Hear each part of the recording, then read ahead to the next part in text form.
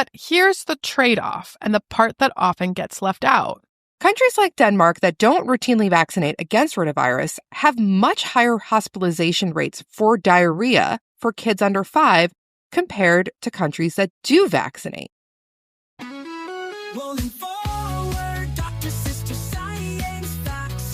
Welcome to the Rolling Forward podcast. I'm Dr. Stephanie Rowland. I'm Dr. Alicia Rowland. You went first this week. I did, and you're trying to get back on schedule. I see what you're doing.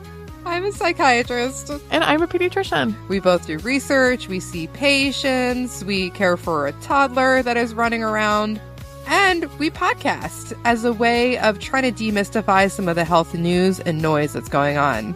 And this week, what are we doing? We're talking about our favorite subject of all time.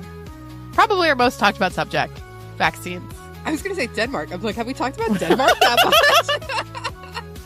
I loved Copenhagen. Totally loved Copenhagen. This is not a travel show. This is a health show. Drink Aperol Spritz on the waterfront for a week.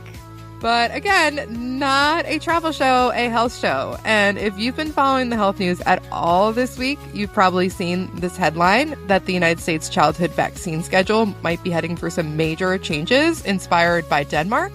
Not inspired by the lovely bike riding and Aperol spritzes along the canals in the summer, but inspired by their very different healthcare system. According to multiple reports, Robert F. Kennedy Jr., the Secretary of Health and Human Services, has suggested that the U.S. should consider moving towards a vaccine schedule more like Denmark, which recommends fewer childhood vaccines than the U.S.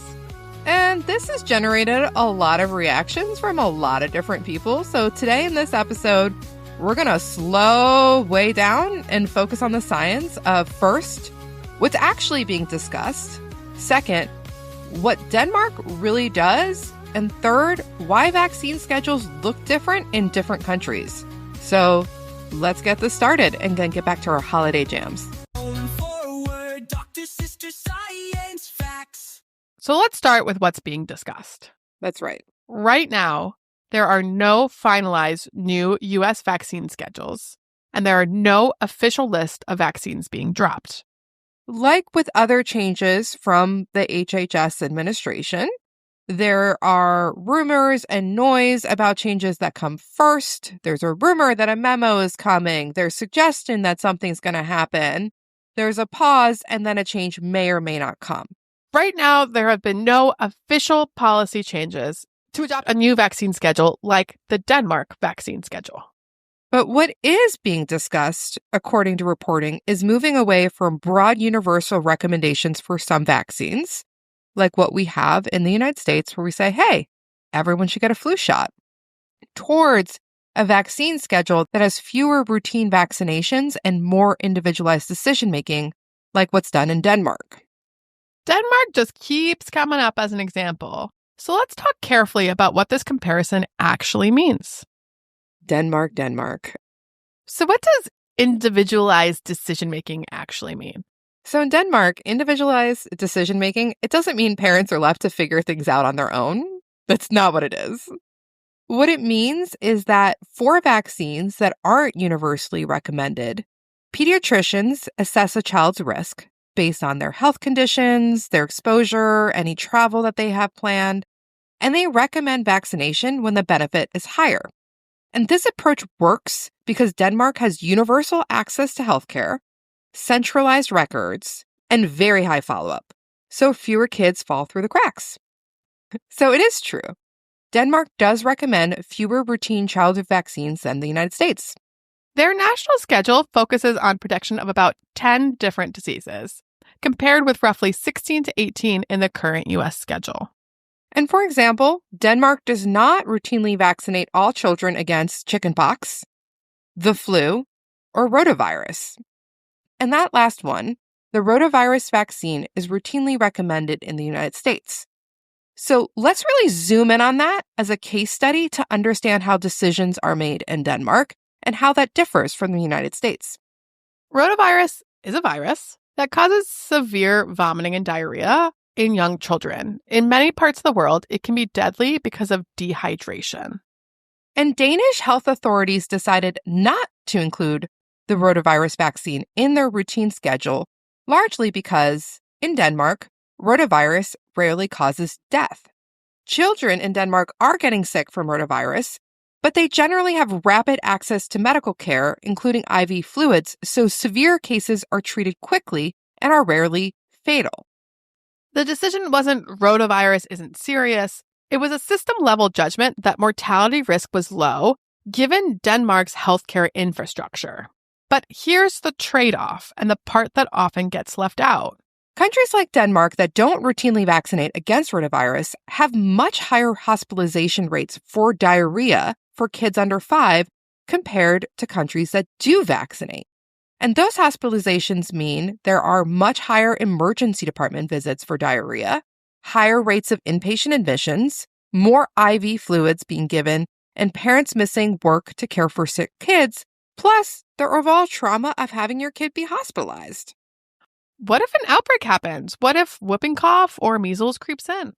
So in Denmark, if an outbreak occurs, health authorities can quickly issue targeted recommendations or temporary vaccination campaigns for an affected group or regions.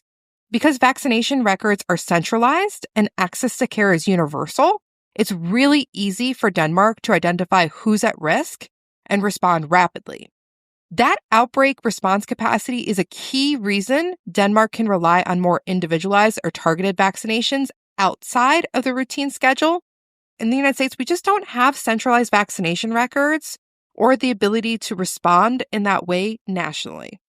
As a practicing pediatrician in Washington, D.C., I really struggle to see vaccine records from Maryland and Virginia, which are 5 miles north, 5 miles south. It's really hard for me to see how my patients are being vaccinated. It's a totally different ballgame. I was going to say, we can see our hospitals. We work at hospitals that are less than a mile apart. We can see one hospital from the other. And I don't know what happens at your hospital, and you don't know what happens at my hospital. We don't share records. And so it's hard to, it sounds like a dream to have this centralized records where people know what's going on, but that just isn't the case here.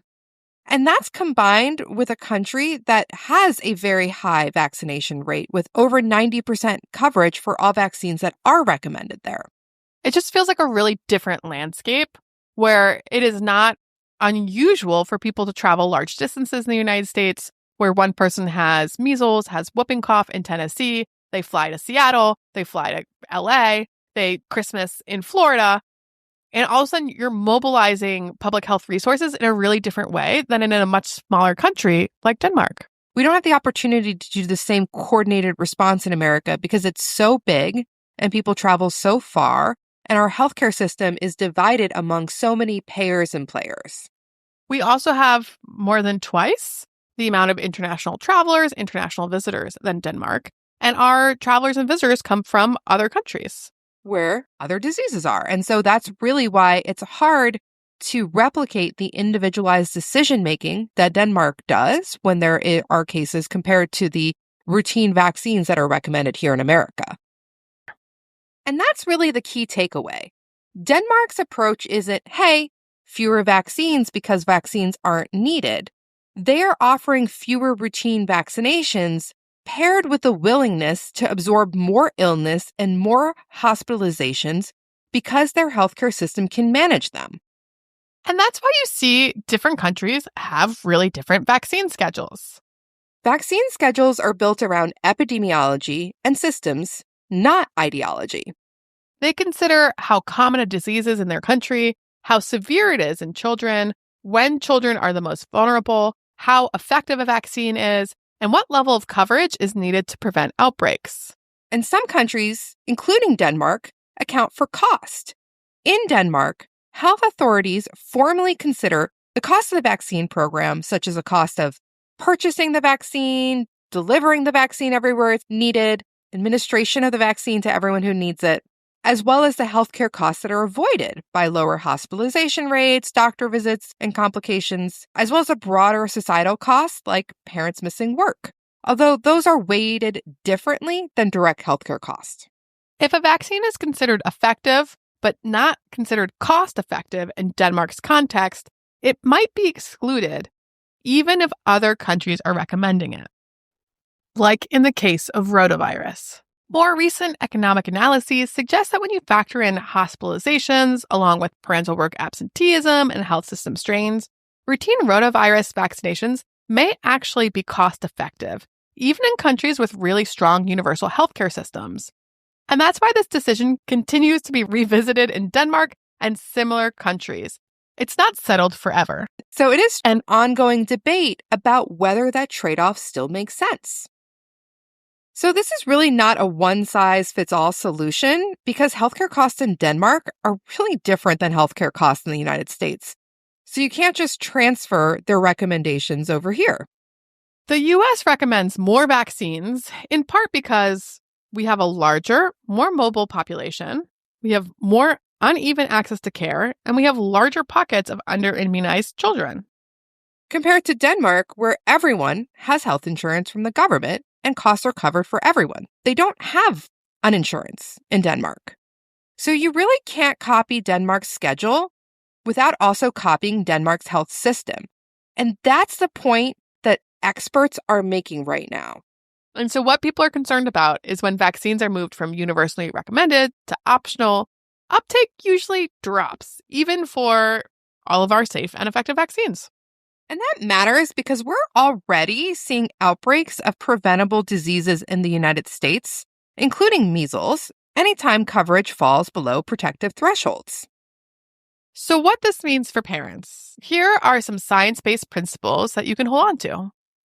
Fewer vaccines does not automatically mean safer. There are risks that come when vaccines aren't included, like the higher rates of hospitalizations that are seen for rotavirus in Denmark compared to the United States. The disease risk, the health system capacity, and community transmission all matter. Here in the U.S., we don't have a universal healthcare system. We don't have easy access to primary care. We don't have the resources that Denmark has for public health response. And a schedule that works in one country may not translate cleanly to another.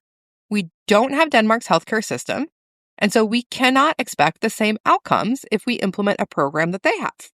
If change does happen, the most important thing that you can do as a parent is talk with your pediatrician.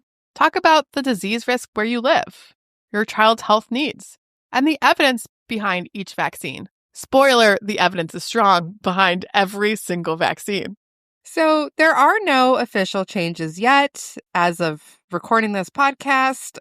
But this conversation about vaccine schedules, it's been happening for a year and it's ongoing, and the details matter. So that when someone talks about Denmark in this debate that's happening in America, it's important to really focus on what those details are.